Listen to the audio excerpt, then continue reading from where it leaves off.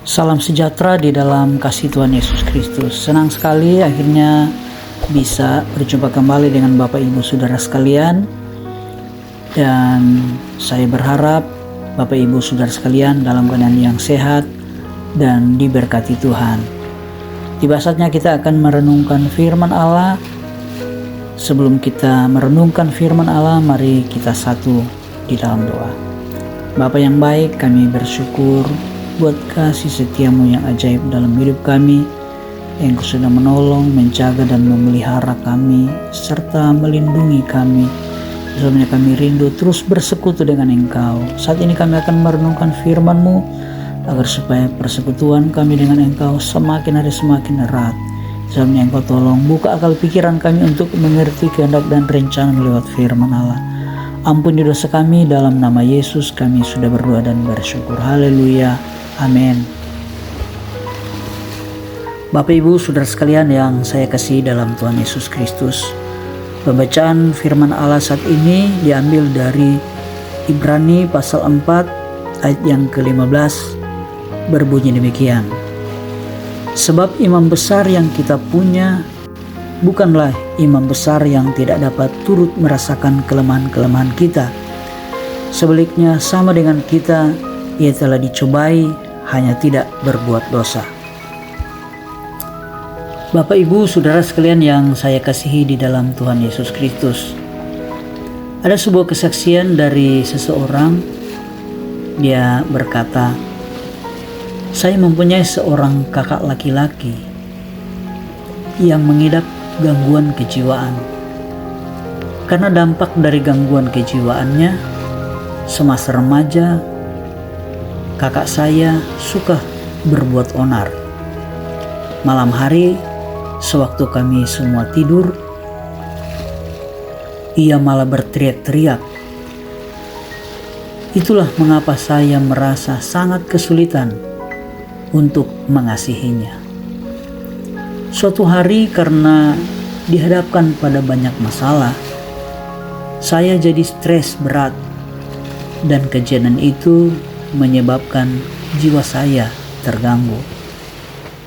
Meskipun tidak parah dan saya kemudian dapat bangkit kembali, pengalaman itu membuat saya menjadi lebih bisa mengasihi kakak saya serta memaklumi perbuatannya. Demikian dia mengakhiri kesaksiannya. Ada banyak orang tidak benar-benar dapat memahami sesamanya, sampai mereka sendiri mengalami hal yang sama. Alih-alih memaklumi, mereka malah menghakimi. Untungnya Yesus yang adalah imam besar kita saat ini tidak bersikap demikian. Dia yang adalah anak Allah rela turun ke dunia dan kemudian menjelma menjadi manusia. Selain untuk menebus kita dari dosa, tujuan dari inkarnasi Yesus adalah supaya dia dapat turut merasakan kelemahan-kelemahan kita. Faktanya, Yesus tahu bagaimana memikatnya godaan-godaan dosa yang diiming-imingkan oleh iblis.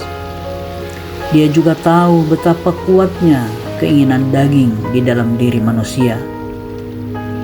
Namun berita baiknya, Yesus berhasil menang. Firman Tuhan mencatat, ia telah dicobai, hanya tidak berbuat dosa.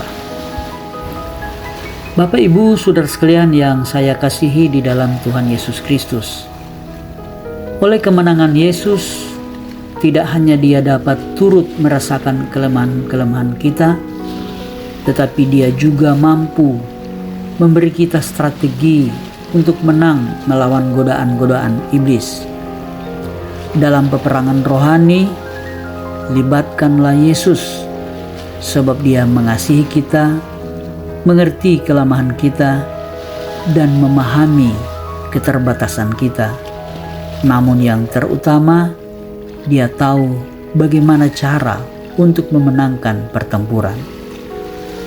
Allah di dalam Kristus Yesus tidak hanya mengalami kehidupannya sebagai manusia dari lahir sampai mati, Ia juga telah memungkinkan hidupnya hidup dalam kehidupan manusia.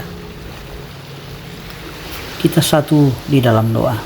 Bapa yang baik, kami bersyukur saat ini kami boleh kembali merenungkan firman Allah yang sudah mengingatkan kami bahwa kami memiliki juru selamat yang ajaib, yang juga menjadi imam bagi kami, yang dapat merasakan penderitaan, kesesakan, bahkan keinginan-keinginan kami untuk melakukan dosa, sehingga Engkau lewat firman-Mu mengajar kami bahwa Yesus Kristus selalu memampukan kami untuk menghadapi setiap godaan dari kuasa kegelapan, godaan dosa, godaan roh-roh jahat untuk melakukan pelanggaran-pelanggaran terhadap firman-Mu. Itu sebabnya Bapa, biarlah Roh Kudus-Mu menguatkan kami senantiasa agar supaya kami mampu untuk menangkal setiap godaan kuasa kegelapan, sehingga kami kuat dan mampu untuk tidak melakukan hal-hal yang menyakiti Engkau dari perbuatan-perbuatan dosa dan kedagingan kami. Terima kasih banyak Bapa yang baik. Ampuni dosa kami. Dalam nama Yesus kami sudah berdoa dan bersyukur. Haleluya. Amin.